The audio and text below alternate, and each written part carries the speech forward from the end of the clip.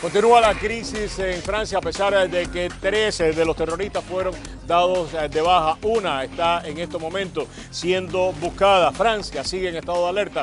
Vamos a analizar si nosotros estamos listos aquí en nuestra ciudad de Miami. Además, vamos a hacer contacto con Francia para ver lo último que está sucediendo allá. Por otra parte, Cuba en una encrucijada. Vamos a Washington en solamente unos minutos. Vamos a tener contacto con el Departamento de Estado. Vamos a estar hablando con el subsecretario de Estado acerca de una serie de rumores que están circulando en Miami, pero mucho más importante acerca de las relaciones de Estados Unidos y Cuba. La subsecretaria de Estado para Asuntos Latinoamericanos va a estar en Cuba en solamente unos días. Todo eso y mucho más aquí en Prohibido Callarse.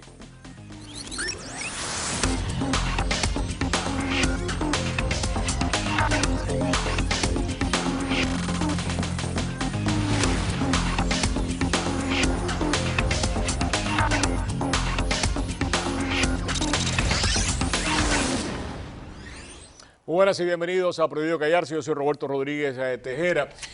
Durante todo el día hemos estado siguiendo lo que sin lugar a dudas probablemente sea la noticia más importante en el día de hoy. Es lo que sucedió, lo que ha estado sucediendo en Francia.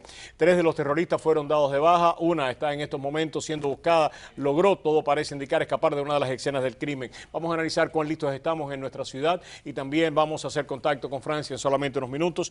Tenemos con nosotros a un queridísimo amigo, Héctor Schwartz, como todos ustedes saben, investigador principal de la oficina del defensor público. Además ha trabajado en diferentes agencias de seguridad y defensa en este país. Héctor, gracias por acompañarnos.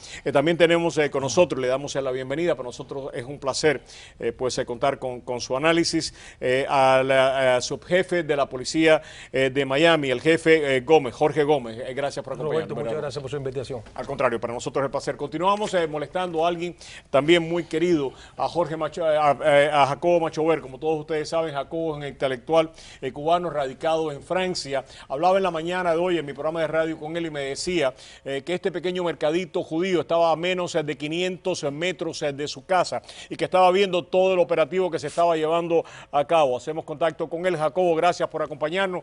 Me imagino que viste todo lo que estaba sucediendo desde tu casa. ¿Qué puedes compartir con nosotros y qué se sabe de esta mujer que la están buscando en estos momentos por todo París? Bueno, lo que pude ver es sobre todo las incesantes idas de la policía para el lugar de los hechos, porque la zona estaba completamente cercada, no se podía acceder ahí, estaba casi en una puerta de París, pero fue algo muy sorprendente y algo que duró poco. Sin embargo, es casi el terrorismo ordinario, tanto como el terrorismo, el ataque, la matanza de los caricaturistas, de los periodistas de Charlie Hebdo, fue algo casi inimaginable, ¿no? Aunque predecible de alguna manera por las amenazas que había habido.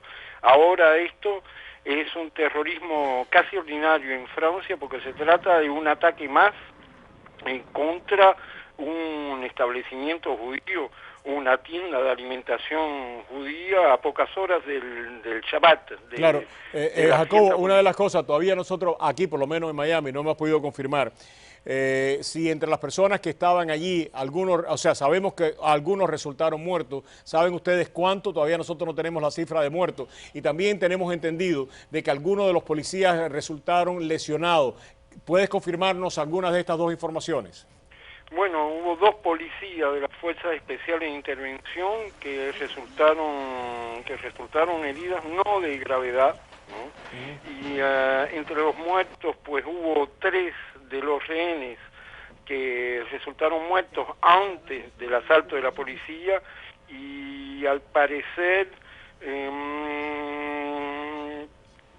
no se sabe exactamente si son, puede ser hasta 4 muertos más, pero o sea que durante el operativo de rescate, mujeres y niños. Y probablemente niños, ¿no? Durante el operativo de rescate mueren más personas, ¿no? Es lo que tú me estás diciendo, que todavía no está confirmado, pero probablemente eso todavía no se ha confirmado, no hay, no se quiere decir, incluso hay mucha confusión en todo esto, hay mucha confusión. En una de las operaciones contra los terroristas parecía que había algún rehén, aparentemente ese hombre había logrado esconderse y los terroristas ni siquiera sabían que él que estaba podían allí. tener a un rehén.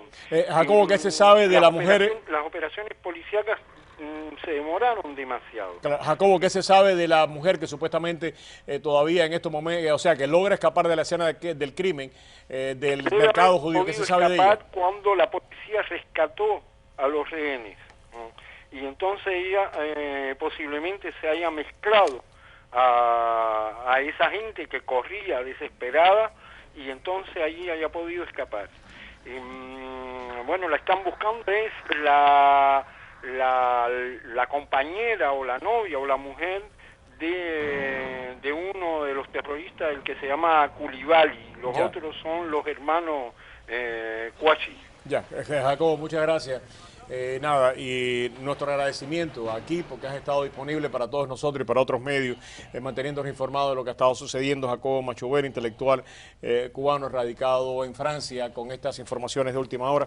Empezamos por ti, Héctor. ¿Qué podemos, con lo que tú has visto, qué es lo que más te llama la atención? ¿Qué es lo que nosotros, los periodistas y el público, debe prestarle con más cuidado la atención de lo que está sucediendo? Bueno, lo que me llama la atención es el gran problema que tiene Francia en este momento, porque estamos hablando de alrededor de 5.000 personas que son radicales, que han estado en el sur de la península de Arabia Saudita, ciudadanos franceses que han estado ahí y han regresado ya entrenados a Francia. Estas personas son, la gran mayoría de ellos son nativos de Francia, tienen pasaporte francés, y me preocupa mucho que esta gente pueden entrar aquí por MIA, por nuestro aeropuerto principal, simplemente con su pasaporte. Y si no están en la lista de personas que está buscando el Departamento de Seguridad Nacional o que no pueden volar, esas personas fácilmente pueden entrar aquí.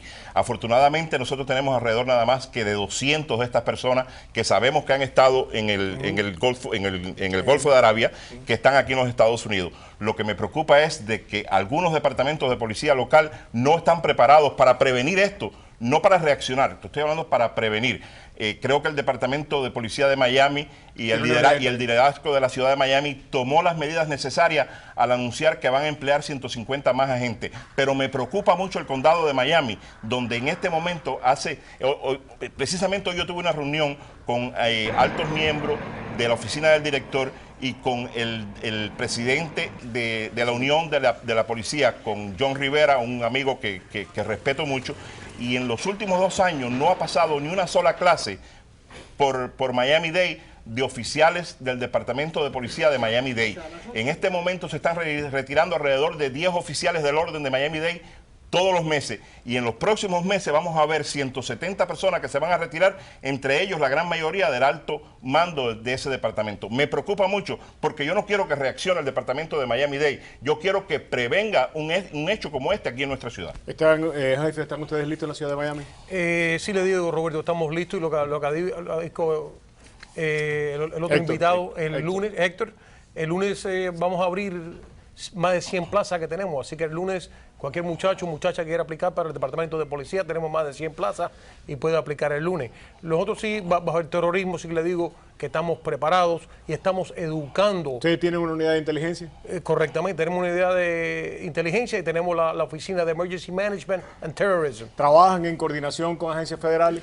Tenemos oficiales que trabajan con los federales y están asignados a los federales y usamos toda la inteligencia que ellos tienen. Y estamos preparados para... Cuando suceden estas cosas, ustedes miran y dicen, ¿qué podemos aprender de aquí?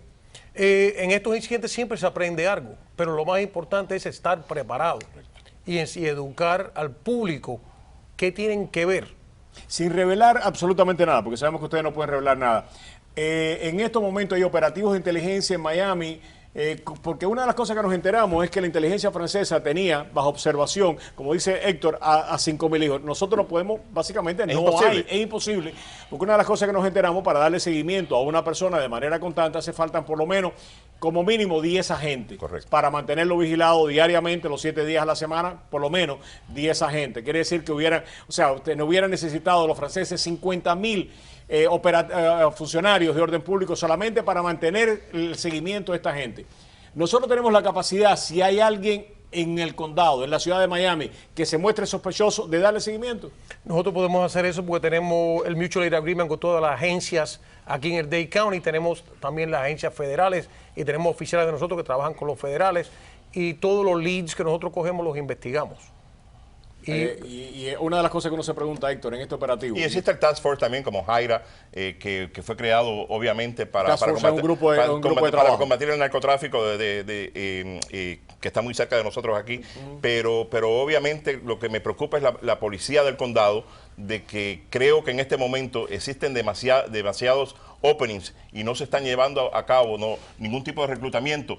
Estamos hablando de que nos demoramos alrededor de un año para hacer la investigación para que una persona pueda llegar a ser agente, para que pueda ir a la academia. Después, alrededor de 9 meses en la academia. Lo que está diciendo es que todo esto puede quebrar básicamente la posibilidad de que se haga una labor de inteligencia efectiva. Correcto. A nivel del condado. No hay los operativos. Claro.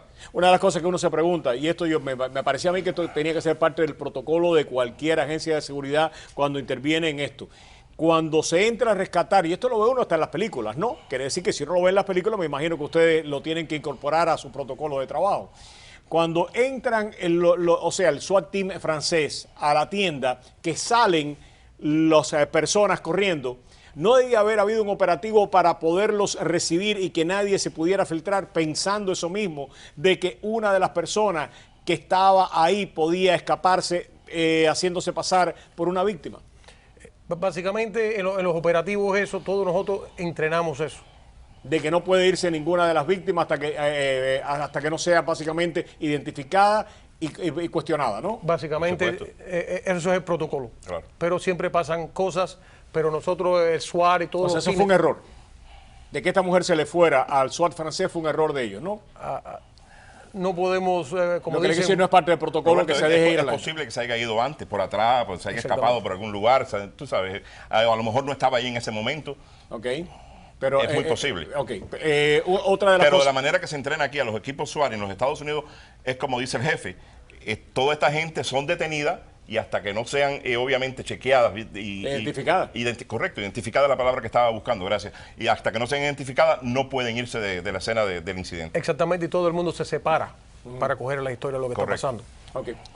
¿Tenemos peligro en los Estados Unidos? Ustedes tienen comunicación constante. Decía Héctor algo que a mí me parece que todos, o sea, Héctor lo dice en voz alta, pero todos los pensamos, ¿no? No solamente en Francia, en Inglaterra, en Europa hay una cantidad tremenda de europeos yendo al Medio Oriente en estos momentos a entrenarse y que no tienen necesidad para viajar a Estados Unidos de una visa especial. Pueden sacar, si no son detectados, pueden sacar un pasaje y ingresar aquí. ¿Hasta dónde estamos seguros en Estados Unidos? Una cosa que le puedo decir aquí en la ciudad de Miami, como dije, trabajamos con todas esas agencias. Y otra cosa también que le puedo decir que vamos a hacer ahora, pronto la semana que viene, vamos a anunciar que tenemos más de 250 cámaras en los Estados Unidos, en la ciudad de Miami, que vamos a poder vigilar más calles de la ciudad de Miami, que es una cosa que nos va a ayudar, y vamos a tener un centro que podemos ver esas cámaras ahí en la policía que está pasando en ese momento. Estos no son cámaras para poner tickets, estos son cámaras para mantener la vigilancia. Cámara para vigilancia. Cámara para vigilancia. ¿Esto funciona, Héctor? Definitivamente ha funcionado en Londres, que es donde más cámaras hay en este momento. Está funcionando en Madrid y obviamente ha funcionado también y ha funcionado en París también en otros atentados que se han llevado a cabo. Ese atentado precisamente era imposible de detener, el de París, obviamente, porque esta gente se sabía quiénes eran, pero no estaban bajo vigilancia. Aunque existe la vigilancia electrónica para poder llevar a cabo este tipo de surveillance, ¿no? Como se conoce, pero siempre hace falta las botas en el piso, como digo. Claro que sí. Una de las cosas que me imagino que va a estar a debate en este momento, si necesitamos nuevamente relajar las leyes de escucha con los organismos que conocemos como el NSA, ¿estarían ustedes de acuerdo en ampliar los poderes de estas organizaciones de inteligencia para que la escucha sea más amplia? ¿Que ustedes creen que con lo que tenemos es suficiente, Héctor? Ese es el precio que tenemos que pagar por vivir más. Es el precio que tenemos que pagar por vivir más seguros. Jefe, ¿usted cree que necesitamos más? I totally agree with Hector. Muchísimas gracias a los dos y por la labor que están haciendo ustedes en la ciudad de Miami, donde el jefe Orosa realmente ha hecho una labor tremenda. Se nos va, que ya escogieron un nuevo jefe, al cual le daremos la bienvenida en su momento. Pero quiero felicitar los avances que ha habido en el Departamento de la Policía de la ciudad de Miami, que sin lugar a dudas son significativos. Usted verá que bajo el liderato del jefe Yane vamos a seguir yendo para arriba. Y una cosa, Roberto, que le quiero decir también, en la ciudad de Miami nosotros entrenamos a los negocios, a las escuelas, a edificios que quieran saber sobre el terrorismo y lo que quieren saber los ciudadanos. Nosotros vamos totalmente gratis y le damos ese entrenamiento a los edificios, a los negocios, a las escuelas, qué tienen que hacer y qué tienen que para ver. poderlo prevenir. Para poder prevenir Es lo que el decía terrorismo. Héctor, lo que hay es que tratar de prevenir, no actuar después. Exactamente. Héctor, muchas gracias. Gracias a Y ti ese por la tema que invitación. abordaste de lo que está pasando en la policía del condado de Miami-Dade, la semana que viene le vamos a dar seguimiento. Gracias. Gracias a ti. Roberto, muchas gracias. A usted, un placer y un honor. Regresamos en solamente unos segundos con un tema muy actual, ¿no? ¿Qué es lo que está pasando en Cuba? No solamente ahora con toda esta serie de rumores, sino qué es lo que puede pasar una vez que empieza a descongelarse las relaciones de una manera mucho más agresiva, que como todo parece que va a suceder entre Estados Unidos y la isla. Regresamos.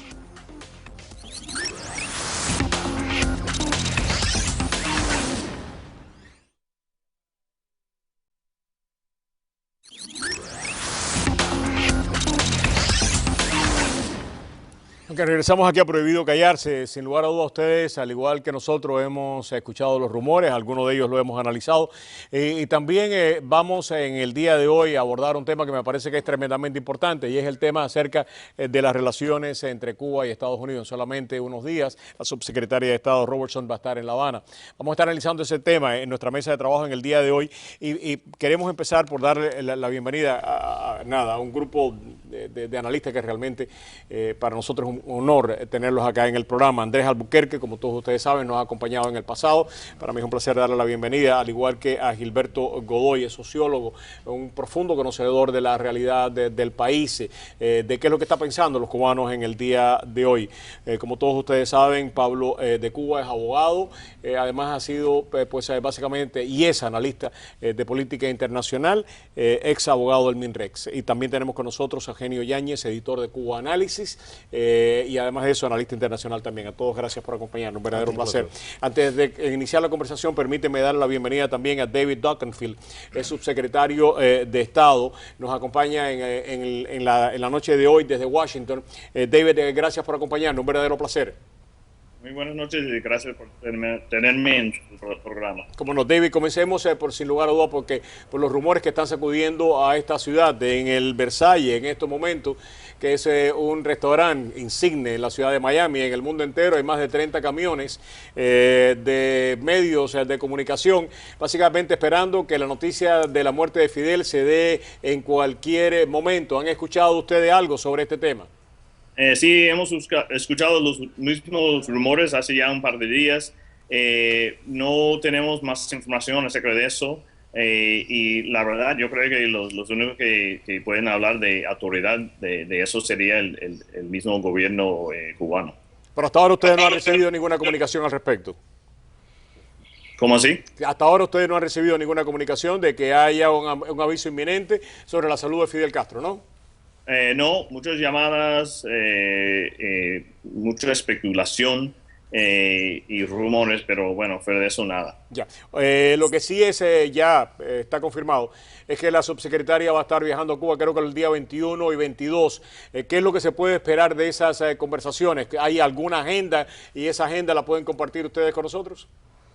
Bueno, como mencionó, ella va a viajar el 21 de enero a La Habana y bueno, lo importante es que, bueno, primero que nada son unos discursos que se lleva a cabo cada 6 meses acerca de migración y la diferencia en esta vez es porque alguien de ese rango, de ese nivel va por primera vez desde los 70, algo del nivel de subsecretaria Jacobson. Y van a hablar de pues, cosas de migración y visas, pero obviamente fuera de eso también van a hablar sobre la normalización de relaciones entre diplomáticos entre el gobierno de los Estados Unidos y Cuba.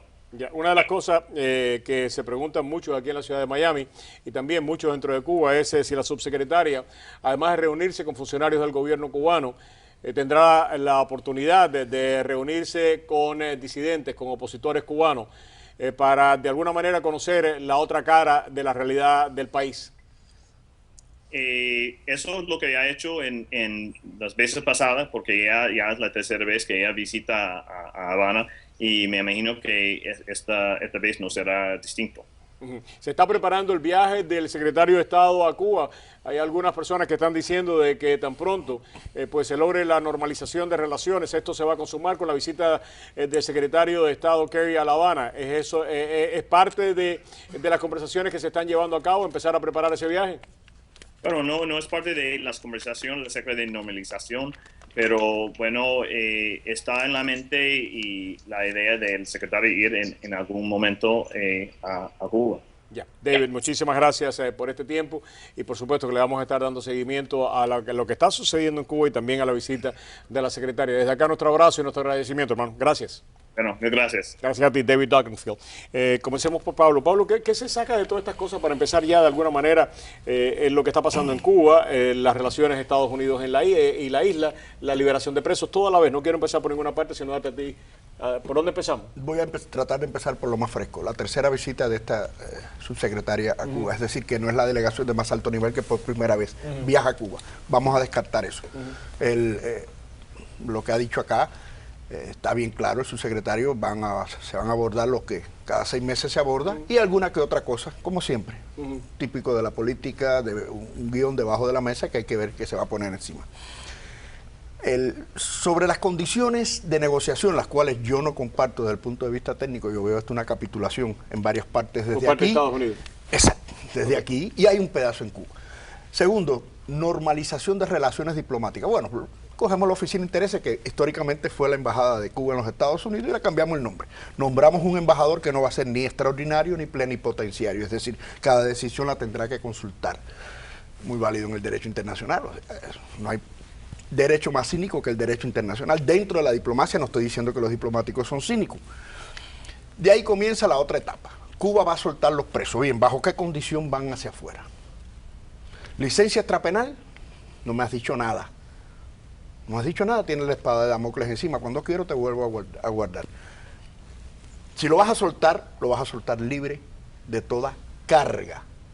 Libre de polvo y paja. Entonces podemos hablar de que haya una interpretación algo seria de esto. Lo relevante, dime si van a hablar dentro de esas relaciones de que van a reconocer grupos, tendencias, partidos políticos. Uno. Dime si vamos a hablar de libre empresa. Dime si vamos a hablar de negocio entre cubanos, no entre cubanos y gobierno cubano, y no entre gobierno norteamericano y gobierno cubano. No, la misma payasada de Europa, y lo digo así, payasada de Europa, a esta altura, entre Estados Unidos y Cuba, es intolerable.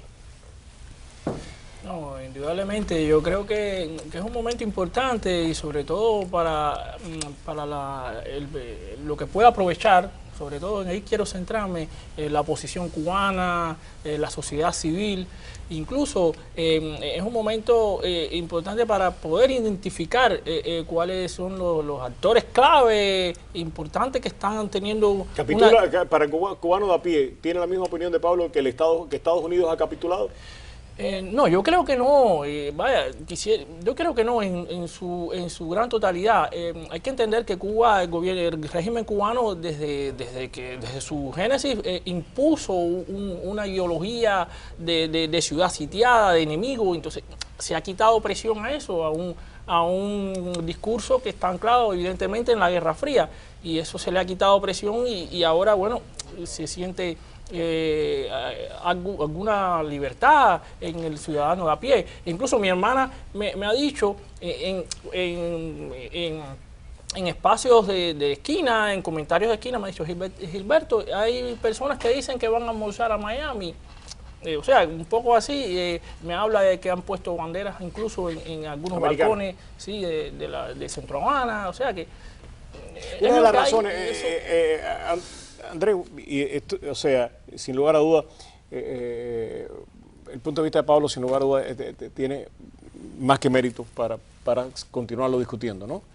Pero quisiera abordar un ángulo que yo diría que es complementario, más que excluyente, y es lo que ha estado pasando en las últimas horas con los rumores acerca de la muerte de Fidel Castro. Cada vez que el gobierno cubano quiere que cambiemos nosotros el tema de discusión, en 24 horas nosotros empezamos a hablar lo que el gobierno cubano quiere que hablemos. Y cada vez que la situación se le pone un poco difícil, Fidel se mata él mismo, entonces nosotros empezamos a analizar la muerte de Fidel y las cosas que tiene, o sea, si Fidel se murió o no se murió. Ahora mismo hay 30 camiones en el Versalles, no paramos de hablar de esto.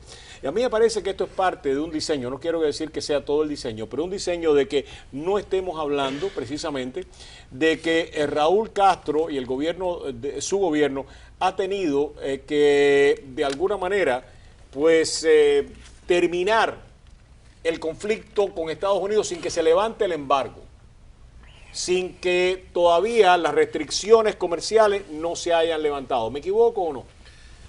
Es complejo. Mira,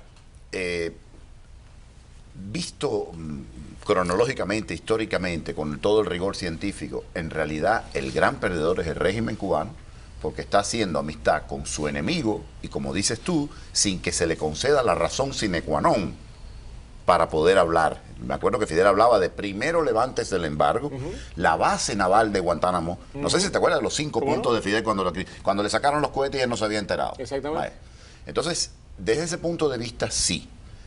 Pero comprendo también la frustración de Pablo y la comparto en parte desde el punto de vista emocional, porque desde el punto de vista filosófico y práctico, posiblemente lo mejor que pudiera hacer cualquier presidente americano ante la situación que está en Venezuela y lo que pueda degenerar en Cuba era tratar de normalizar para controlar la situación. Quirúrgicamente hablando, cínicamente hablando, más allá de las emociones y más allá de los muertos a ambos lados del estrecho.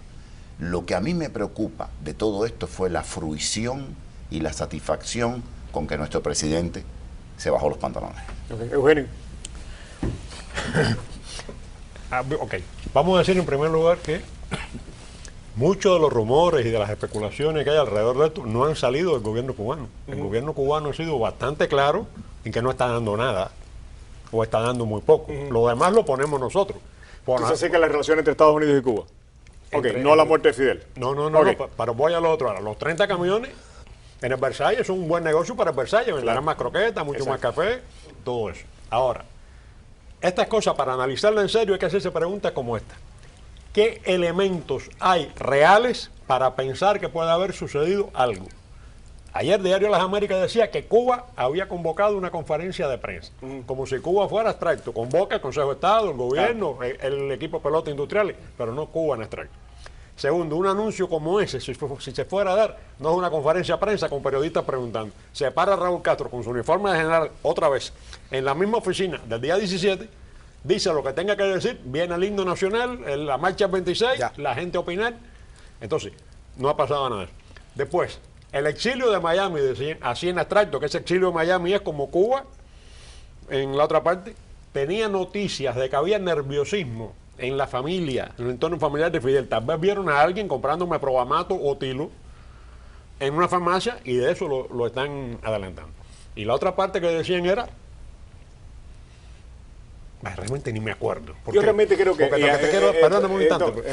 Es que debíamos haber aprendido después de tanto tiempo de cómo manipular el régimen. De cómo se maneja esto y cómo se analiza la información. Y fíjate si de alguna manera nos manipulan, ¿no? Y quiero reconocer que empiezan por ignorarnos a todos nosotros. Aquí nosotros también hemos sido víctimas de esa manipulación. Pero fíjate si nos manipulan. Yo creo que ello hace que no veo una mesa redonda de esta 10 años, más o menos 10 años. Sin embargo, hoy aquí en el canal la estamos monitoreando. Hoy la estamos monitoreando y además no solamente la estamos monitoreando, sino se la ponemos a ustedes para que ustedes vean que no está pasando nada. ¿Qué es lo que ha pasado en el día de hoy? Han puesto los espías ahí y absolutamente más nada. Pero han provocado de que nosotros veamos la mesa esta, de que la pongamos en el aire ahora para que ustedes vean que no está pasando nada extraordinario, de que solamente 3 de los espías están aquí y en cualquier momento anuncian de que Fidel Castro va a bautizar al niño que acaba de nacer. Vamos a publicidad y regresamos en solamente unos segundos aquí en Prohibido Callarse para continuar con este análisis acerca de qué es lo que va a pasar en el futuro de Cuba y cómo podemos potencializar, más allá del análisis, si de alguna manera podemos sacarle los cubanos, ya los americanos están fuera, y con todo respeto, qué bueno que están fuera, y que esto es un asunto entre cubanos. ¿Cómo nosotros los cubanos podemos empezar a lidiar con esta realidad? Vamos a publicidad y regresamos.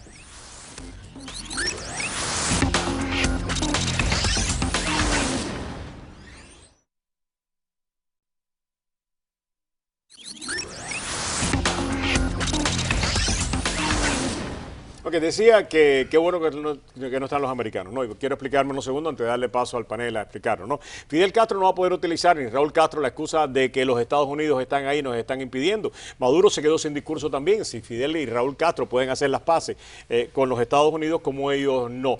Y por eso yo creo que parte de lo que ha estado sucediendo en las últimas horas tiene que ver con esto, evitar que analicemos este tema. Pero aquí en Miami, qué bueno también de que no podamos seguir tocando la puerta de Washington diciendo qué ustedes van a hacer por nosotros, ¿no? Nos corresponde la responsabilidad responsabilidad de nosotros empezar a decir qué nosotros podemos hacer por nosotros mismos y no seguir yendo a Washington a decir mantengan el embargo, denos dinero para la oposición, vayan a ustedes a las Naciones Unidas, hagan lo que nos corresponde hacer a nosotros los cubanos. O asumimos la responsabilidad nosotros ahora, o yo creo que el futuro de la isla va a ser tremendamente difícil. No sé si estoy equivocado. Yo publiqué hace un tiempo un artículo que se llamaba De Washington a La Habana sin escala en Miami, donde estaba reflejando un poco esto. Todo se estaba negociando, se estaba manejando, se estaba cocinando entre el gobierno de Cuba y el gobierno de los Estados Unidos y el exilio. Miami se estaba quedando, yo creo que se ha ido quedando, no porque nadie haya querido que se quede atrás, sino porque el mismo exilio no ha sabido acomodarse, en el mejor sentido de la palabra, adaptarse a las nuevas realidades. Y la impresión que me da en este momento, del 17 hasta acá, que si pensamos que esto es pasando aplanadora, en el Versalles no vamos a entender nada de lo que está pasando y nos vamos a quedar fuera una vez más. Hay una realidad muy concreta. ¿Qué es lo relevante que se pudieran abordar en estas conversaciones?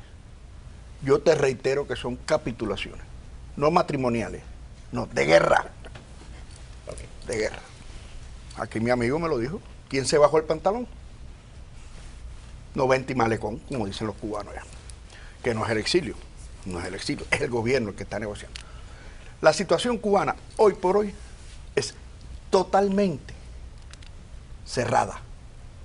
Nadie va a poder visualizar por dónde el actual gobierno de Raúl va a intentar negociar. El embargo está vivo.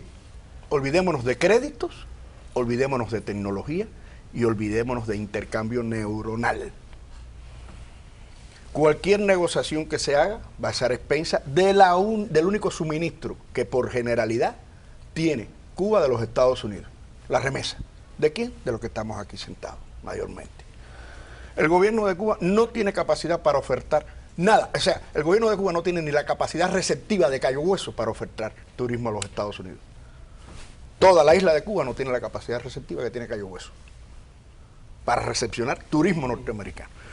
Segundo, vamos a llevar tarjeta de crédito a esos viejos. Lo único que puede ser algo moderno, algún gift card de Home Depot.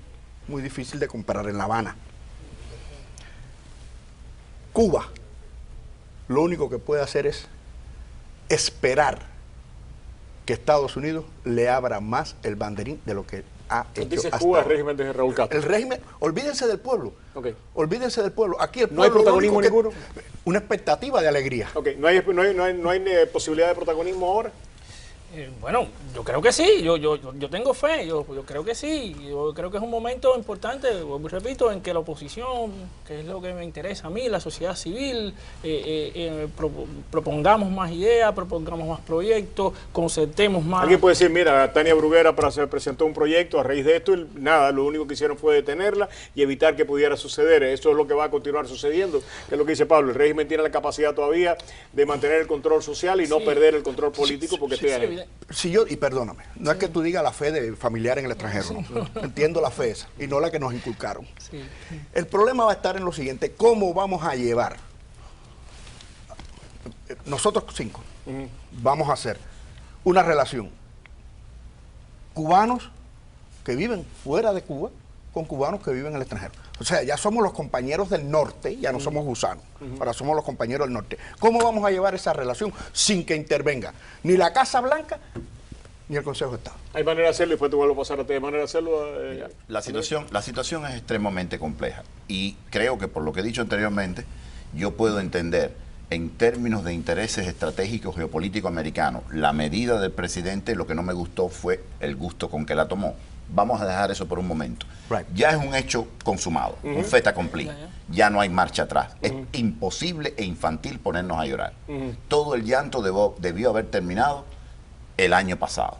Ahora, lo que hace un exilio viril, es decir, bueno, visto que estoy en el 9º y estoy perdiendo por 4 carreras, ¿cómo yo le puedo caer a palo a esto? ¿Qué hago? ¿Qué hago? ¿Cómo robo bases?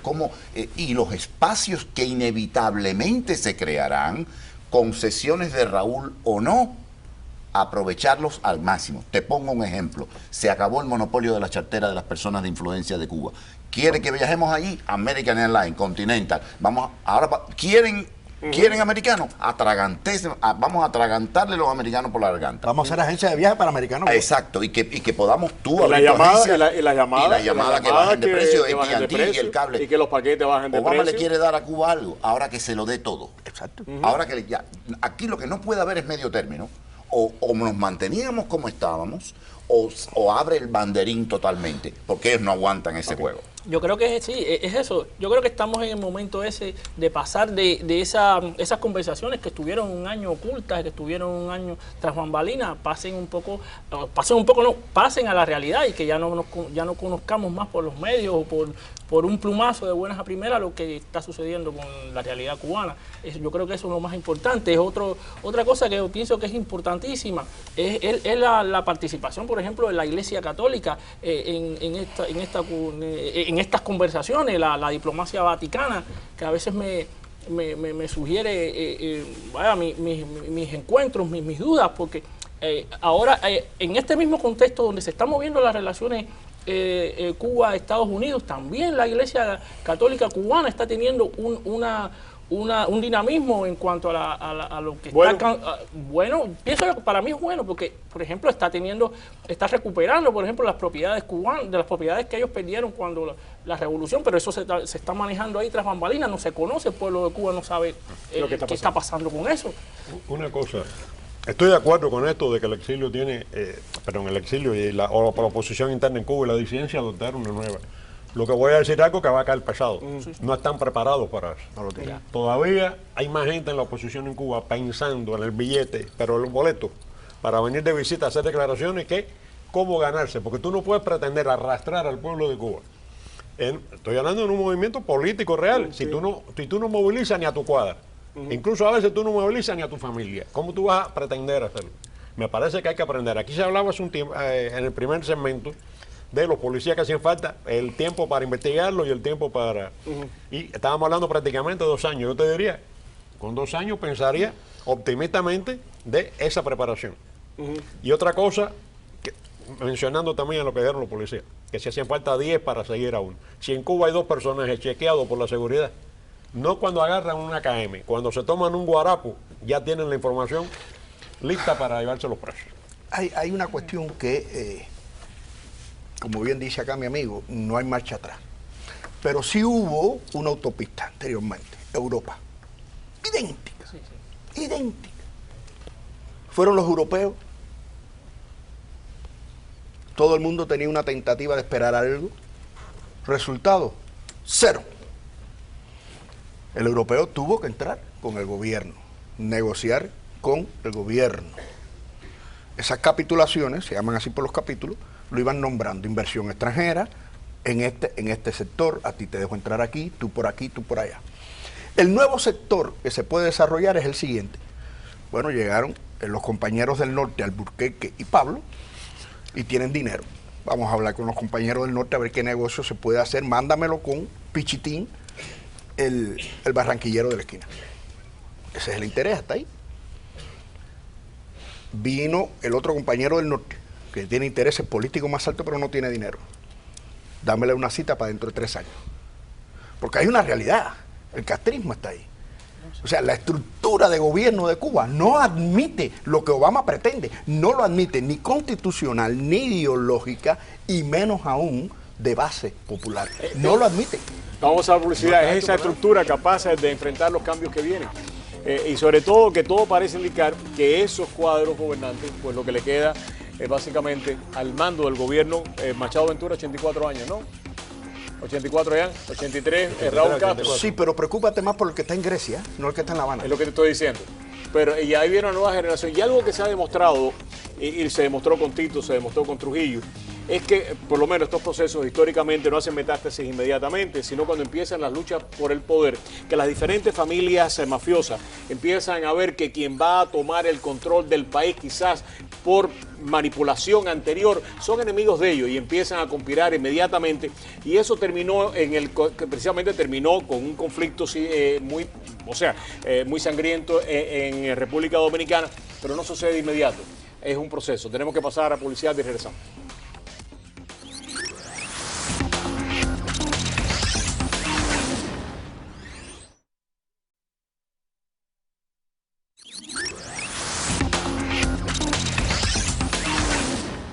Ok, pero continuamos acá. Cuando Pablo de Cuba decía, preocúpate del que está en Grecia, una de las razones que han esgrimido algunos analistas y los que siguen la situación cubana, de que probablemente no haya ningún anuncio, o sea, dramático en las próximas horas en Cuba, es que uno de los hijos de Raúl Castro, Alejandro, está en Grecia y es uno de los que está llevando el país en estos momentos. Y cuando él decía, precisamente, cuídate del que está en Grecia, después en el intermedio comercial hablábamos si es capaz esa generación de los hijos de Raúl, de los hijos de Fidel, de mantener el control, de que la dinastía se mantenga a través de vínculos familiares.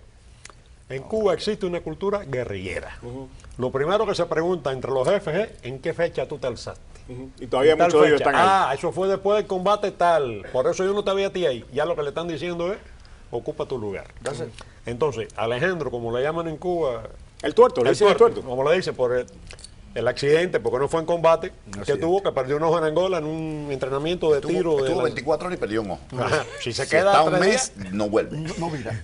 Ahora, entonces, te voy a dar la respuesta cuando hablamos aquí en el intermedio, que si podrá Alejandro controlar aquello, yo dije, no manda ni una escuadra de infantería. Ahora, no se puede olvidar esto también, Alejandro tiene un poder vicarial, es el hijo de papá. Y Alejandro tiene una comisión junto con Ennio Leiva, general de brigada, antiguo comandante jefe de la seguridad personal del Ministerio del Interior, que es una comisión que analiza los vínculos entre corrupción y contrarrevolución. Es decir, es una clase de poder que elimina a cualquiera del juego. Entonces, mientras que está Raúl Castro ahí y tenga Una poder, vez que no esté Raúl Castro ahí, ¿ellos logran mantener el poder? No, pero además, espérate, una antes de continuar. ¿Y si Raúl Castro se muere antes que Fidel Castro? Porque eso siempre lo damos por sentado. Esa también la he dicho yo, y estoy de acuerdo contigo. Sería kafkiano. Más kafkiano que lo kafkiano que ya es. Yo no creo que la nueva generación, entre comillas, sea capaz de tener un poder estable, entre comillas, también como han tenido sus padres. No ha ocurrido casi nunca y no va a pasar. Incluso puede ser que ellos se cansen del juguete al tercer día de tenerlo en la mano. El poder... Aunque el juguete sea demasiado grande para ellos. Es demasiado. El poder es algo duro. Mira a nuestros presidentes que están en un sistema democrático, entran como niños, querubines, y salen todos canosos, calvos, achacosos. Sí, el poder es terrible, la vida pública es terrible. Yo no creo por ese lado que logren mantenerlo. Por el otro lado, el problema, y yo lo repito y esto no le cae bien a nadie, el único que sabía su juego era Fidel Castro. Él sí sabía que si abría así, se caía el dominó. Claro. Y Raúl está abriendo así. poquitico Tarde o temprano se derrumba. Y cuando no estén los fundadores, los líderes, es peor. Porque la lucha en la sierra fue un all inclusive, ¿eh? No vamos a darnos de cuenta. Fue un all inclusive financiado por la burguesía cubana y ayudado por el departamento. Fue un all inclusive. Pero ese all inclusive por lo menos tiene un mito, una iconología. Los que no están en esa iconología no tienen derecho. Es que siguiéndole, mira, hay una realidad a mi vista en mi país. No hace mucho que yo lo dejé de ver. Señores, cuando tú agarras a un general de esto, me le quitas el verde olivo y me le pones un traje, no vira para atrás. Pero así empezó la mafia rusa también. Claro. Así empezó Checoslovaquia. Así empezó la Stasi. Ese es un punto. Si queremos ver algo relevante, en estos momentos, que no sea que muera Raúl. Dinero ha habido y tiempo ha habido para comprar a sus generales, a muchos de ellos. Pero hay una cuestión Lo único que muchos de ellos me imagino yo, ¿no? Especulo, pero me imagino que los españoles, los ingleses, han estado invirtiendo en sus generales para cuando vengan los cambios, poder tener un pie dentro de Cuba. O sea, yo no creo que van a esperar a que vengan los cambios para ponerle el traje al general. Yo creo que por lo menos el dinero para comprar el traje, ya muchos de estos generales lo tienen en un banco. Yo pienso que sí, pero no tan, y te explico por qué es mi propia contradicción. El compañero del sur, Alejandro, se dedica a eso. Ese es su trabajo. A buscar las cuentas de banco. Y aquellos que me han comprado algún trajecito, no ya ni del Dolarazo ni de JCPenney, no estoy haciendo publicidad, o están presos o me han votado al Guatón o me han votado a cualquier otro. Es decir, la posibilidad de que hay una continuidad de corrupción desde el exterior es inadmisible. Es que la corrupción en Cuba siempre ha estado básicamente y explícitamente aprobada por dentro. Esa es la tolerancia. Tú puedes, por eso te quiero decir, la tolerancia, la gran, como señalaba Andrés, la capacidad de Fidel Castro, que sabía su juego, es que él permitía estos bolsones de corrupción y los manejaba uno contra los otros con una habilidad extrema, ¿no? Permite la bolsa negra para que todo el mundo se sienta culpable en un momento de comprar carne. Exacto. Yo creo que esto es importante, porque a veces también, que lo que decía el profesor, que nos hemos centrado a veces, o lo que ha querido abrir, que nos hemos centrado, sobre todo, bueno, en el exilio y también en Cuba, y la oposición también, que esa ha sido una de las grandes debilidades a veces en las figuras, y a mí me gusta centrarme en las ideas que hay montadas en esto, y eso es una cosa que es importante de construir y analizar. O sea, ¿qué idea hay montada sobre esta relación? La estructura del sistema y el régimen sigue ahí. Se habla de que Cuba bueno, aspira hacia un putinismo caribeño, un putinismo en el Caribe, y bueno, todo indica que va hacia ahí. Experiencia tiene, o sea, ese equipo de tecnócratas, militares tecnócratas que están sentados en el gobierno, en el régimen de Cuba, ha tenido la posibilidad de ver lo que está sucediendo en los regímenes anteriores, en los países del este. Y estoy seguro que han montado toda su estrategia para sostener un poco, no sé. El régimen. No, una cosa que quiero destacar, nosotros aquí estamos especulando sobre una serie de cosas que suponemos. Así es. Sí. Ahora, donde no están especulando es en La Habana, en la Rinconada, es lo que hemos hablado. Cuando Ahí se la reúnen conocen con la botella de whisky a jugar dominó y a comer venado, porque no es carne de puerco, es venado, que está prohibido comer en Cuba. Esa gente sí sabe lo que está haciendo, y el plan B y el plan de contingencia para si se muere Fidel, si se muere por el día, si se muere por la noche, si se muere un miércoles, si se muere un domingo, a quién hay que movilizar, a quién no, a quién hay que coger precio y a quién no. ¿Qué vas a hacer? Además, en 3 horas, para que no hablen más bobería, de que hay que ganar tiempo. En 3 horas se moviliza el Ministerio del Interior, las tropas especiales y las unidades decisorias en la Fuerza Armada y todas las embajadas. Todo lo demás, después de 3 horas, es bobería. Yo pienso que es cierto. De todas maneras, me quedo en mi convicción de que ya que nos encontramos ante este hecho, hay que reinventarnos totalmente. Estoy de acuerdo. Que nada es inevitable, que tenemos derecho a soñar, y además que en este momento en La Habana no hay amaneceres apacibles. Hay mucho nerviosismo. Ellos están más nerviosos que nosotros. ¿Cómo no? Si a nosotros esto nos sale mal, nos queda el lazy boy y la partida de fútbol. Hasta ahí. Si a ellos les sale mal, no les queda nada. Totalmente de acuerdo, ¿no? Pensemos que hay una sola estrategia meritoria de Raúl. Una sola. Desaparecer el fidelismo como lo está haciendo. Aunque lo evoque cínicamente al hermano. Y lo está Porque haciendo perfectamente. No nos engañemos. Está desapareciendo el fidelismo, aunque cínicamente lo evoque, según dijo el comandante con la voz que esa que pone. Bien, ese es el segundo punto que hay que desarrollar ya. Si nos quedamos de este lado, señores, vamos a seguir aquí en la calle 8. Una de las cosas que sin lugar a dudas tiene que inventarse el castrismo, al igual que nosotros tenemos que inventarnos, pues nada, y reinventarnos completamente. El castrismo tiene que reinventarse porque básicamente toda la estructura del discurso castrista estaba montada en su confrontación con Estados Unidos. De pronto eso no está ahí. ¿Con qué se va a llenar eso? Tienen un reto, yo creo que muchísimo mayor para explicarle a esos jóvenes que en este momento están diciendo que si ya el imperio no es problema y si los compañeros del norte van a venir, ¿por qué nosotros no podemos aspirar a tener un pedacito de este país también? Y a mí me parece que eso va a ser un reto tremendo. Regresamos en solamente unos segundos.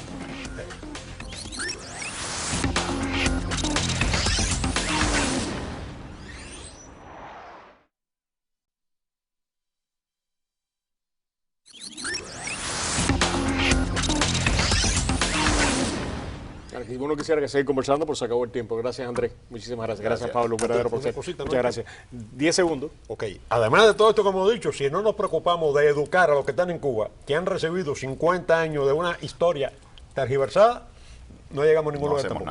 Muchísimas gracias, Eugenio. Muchísimas gracias a ti. A todos ustedes, buen fin de semana. Que Dios nos acompañe a todos. María Julia, nos fuimos. Gracias.